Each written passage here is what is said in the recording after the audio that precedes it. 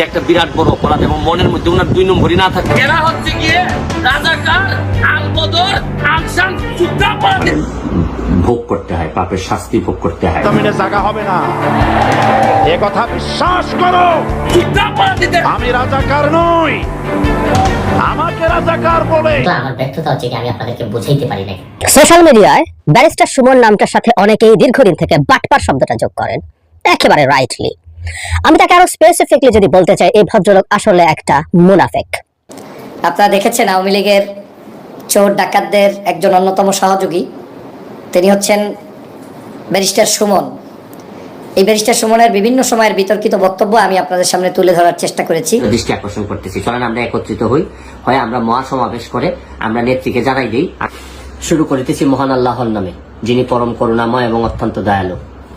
সুপ্রিয় দর্শক শ্রোতা, আসসালামু আলাইকুম। দেশে এবং প্রবাসে, দূরে এবং কাছে যে যেখান থেকে আজকের এই ভিডিও ক্লিপটা দেখার জন্য প্লে করেছেন, সবাইকে আন্তরিক শুভেচ্ছা অভিনন্দন। সুপ্রিয় দর্শক শ্রোতা, শুরু থেকে কয়েকটি ভিডিও ক্লিপের অংশ বিশেষ দেখেছি, সবগুলো ভিডিও আপনাদেরকে দেখাবো। তবে আজকের এই ভিডিওটি নিয়ে কয়েকটি কথা বলবো আপনাদের সাথে। অবশ্যই আজকের এই ভিডিওটি দেখার জন্য যারা প্লে করেছেন সবাইকে আমি অনুরোধ করব ধৈর্য সহকারে আজকের এই ভিডিওটি কন্টিনিউ করবেন। সুপ্রিয় দর্শক শ্রোতা, ব্যারিস্টার সুমন ভাই ইনি কিন্তু বাংলাদেশের ফাটাকেষ্ট ছিল, মানবতার ফেরিয়ালা ছিল। এখন ওনাকে নিয়ে অনেকেই সমালোচনা করতেছে, কারণ সমালোচনার ঝড় তুলে এসেছে সারা পৃথিবী এবং সারা বাংলাদেশ। সুপ্রিয় দর্শক শ্রোতা, ব্যারিস্টার সুমন ভাই যখন আমাদের মন্ত্রী ছিল, এমপি ছিল, যখন উনি সাধারণ জনগণের জন্য কাজ করেছে এবং সরকারি দলের হয়ে উনি যে চামচামি করেছে, বিভিন্ন লোকে বলতেছে যে সে হচ্ছে বাটপার, সে হচ্ছে চামচা। এখন চামচা আর বাটপার এইটাই হচ্ছে ব্যারিস্টার সুমন ভাইয়ের নাম। তো সুপ্রিয় দর্শক শ্রোতা, কেন এই নামটা হলো ব্যারিস্টার সুমন ভাইয়ের? ব্যারিস্টার সুমন ভাই তো ভালো লোক ছিল, ব্যারিস্টার সুমন ভাই তো খারাপ লোক ছিল না, এখন কেন তার কথা উঠতেছে? এদিকে আমাদের মৌলানা দেলোয়ার হোসেন সাঈদীকে নিয়ে যে একটি মন্তব্য তৈরি হয়েছে, ব্যারিস্টার সুমনের নাকি ওনার জন্যই নাকি তার ফাঁসি হয়েছে এবং সাজা হয়েছে, কারাদণ্ডিত হয়েছে, সেটার দাবি জানায় দেশের বিচার ব্যবস্থা ব্যারিস্টার সুমন ভাইকে দেশে এনে তার সুস্থ তদন্ত এবং বিচার করার জন্য সাধারণ জনগণ অনুরোধ করতেছে। আর এদিকে ব্যারিস্টার সুমন ভাই তিনি লন্ডনে বসে বলতেছে যে আমি বাংলাদেশের জনগণের কাছে মাপ চাই, আমি বিগত দিনে যে ভুল করেছি জানে না বুঝে। তো বিভিন্ন ধরনের কথা আছে, চলুন আমরা সেই ভিডিও ক্লিপটা দেখি। ভিডিওটি দেখার আগে দর্শক আপনার কাছে আমার অনুরোধ, আপনি যদি আমার চ্যানেলের নতুন বন্ধু হয়ে থাকেন, ভালো লাগলে চ্যানেলটিকে সাবস্ক্রাইব করে রাখবেন, ভিডিওটি লাইক কমেন্ট শেয়ার করবেন। তা চলুন আমরা সেই চাঞ্চল্যকর তথ্য সেই ভিডিওটি দেখি, কি হয়েছিল ব্যারিস্টার সুমন ভাইয়ের সাথে। কিন্তু আমার ব্যর্থতা হচ্ছে কি আমি আপনাদেরকে বুঝাইতে পারি নাই। সোশ্যাল মিডিয়ায় ব্যারিস্টার সুমন নামটার সাথে অনেকেই দীর্ঘদিন থেকে বাটপার শব্দটা যোগ করেন, একেবারে রাইটলি। আমি তাকে আরো স্পেসিফিকলি যদি বলতে চাই, এই ভদ্রলোক আসলে একটা মুনাফেক।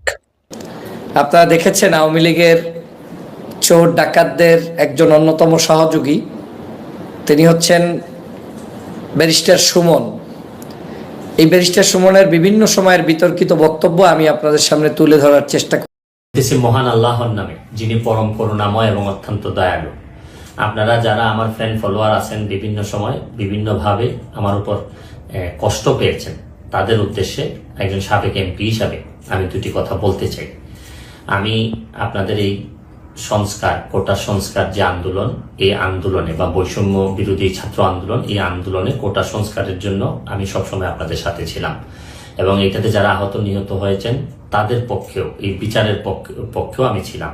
কিন্তু আমার ব্যর্থতা হচ্ছে কি আমি আপনাদেরকে বুঝাইতে পারি নাই, এটার জন্য আমি সম্পূর্ণ ব্যর্থ হয়েছি এবং আমি এই ব্যর্থ হওয়ার জন্য আমার যারা ফলোয়ার আছেন, যারা আমাকে নিয়ে প্রত্যাশা করেছেন, সবার কাছে আমি দুঃখ প্রকাশ করতেছি। আমি আপনাদেরকে আরেকটি কথা বলতে চাই, এখন যে কাঠামোগত সংস্কার আপনারা চাচ্ছেন, দেখেন এই সংস্কারের জন্য আমি বহু বছর আগে থেকে কাজ করে যাচ্ছি। আপনারা দেখেন এই দুর্নীতির বিরুদ্ধে যুদ্ধ গত 15 বছরে আপনারা যে 2-3 জন মানুষ দুর্নীতির বিরুদ্ধে সোচ্চার ছিলেন, এর মধ্যে হয়তো আমাকে একজন আপনারা পাবেন। আপনারা জানেন যে আমি এস আলমের বিরুদ্ধে নিজে বাদী হয়ে মামলা করছি টাকা পাচারের জন্য। আপনারা জানেন যে আওয়ামী লীগের বর্তমান কমিটির যিনি প্রচার সম্পাদক আব্দুস সুবহান গোলাপ, তার আমেরিকাতে 9 বাড়ি থাকা নিয়ে আমি নিজে বাদী হয়ে মামলা করছি। আমি পুলিশের সাবেক আইজিপি বেনজিরের বিরুদ্ধে নিজে বাদী হয়ে দুদকে মামলা করছি।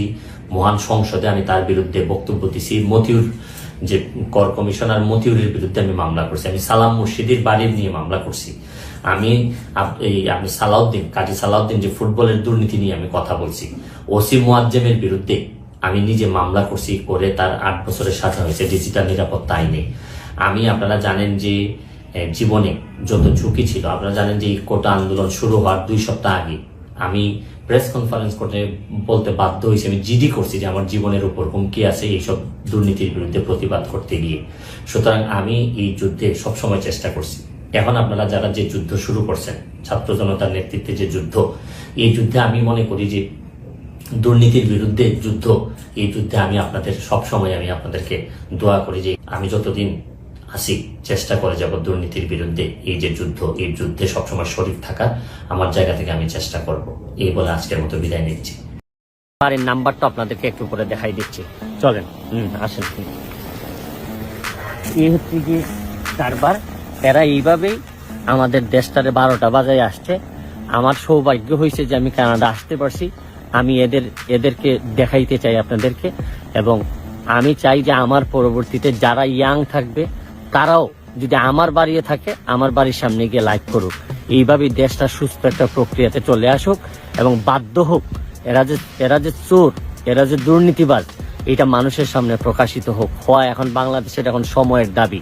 সে যদি হাজার হাজার কোটি টাকার এরকম চোখে দেখা এরকম টাকার মালিক হয়, তারপরে তার সাথে আর আলোচনা চলতে পারে না।